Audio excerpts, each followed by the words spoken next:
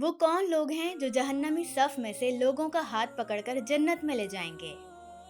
ایک حدیث میں ہے کہ جہنمیوں کی صف پر ایک جنتی کا گزر ہوگا تو ان میں سے ایک شخص اس کو آواز دے کر کہے گا کہ تم مجھے نہیں پہچانتے، میں وہی تو ہوں جس نے فلاں دن تمہیں پانی پلایا تھا، فلاں وقت تمہیں وضو کا پانی دیا تھا۔ ایک اور حدیث میں ہے کہ قیامت کے دن جنتی اور جہنمی لوگوں کی جب صفیں لگ جائیں گی تو جہنمی صفوں میں سے ایک شخص کی نظر جنتی صفوں میں سے کسی شخص پر پڑے گی اور وہ اس کو یاد دلائے گا کہ میں نے دنیا میں تیرے ساتھ فلاں احسان کیا تھا۔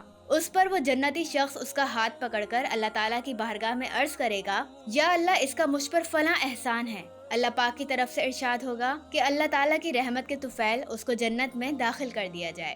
ایک حدیث میں ہے کہ فقراء کی جان پہچان کثرت سے رکھا کرو اور ان کے اوپر احسانات کیا کرو، ان کے پاس بڑی دولت ہے۔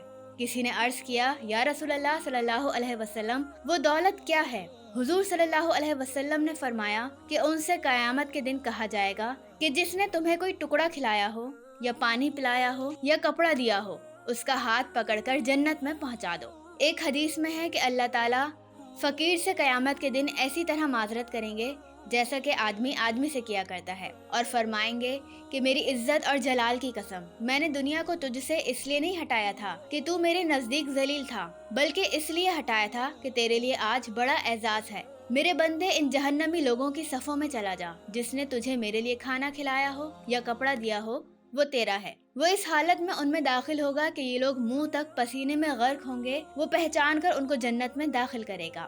ایک حدیث میں ہے کہ قیامت کے دن ایک اعلان ہوگا کہ امت محمدیہ کے فقراء کہاں ہیں؟ اٹھو اور لوگوں کو میدان قیامت میں سے تلاش کر لو۔ جس شخص نے تم میں سے کسی کو میرے لیے ایک لقمہ دیا ہو یا میرے لیے کوئی گھونٹ پانی کا دیا ہو یا میرے لیے کوئی نیا یا پرانا کپڑا دیا ہو، ان کے ہاتھ پکڑ کر جنت میں داخل کر دو۔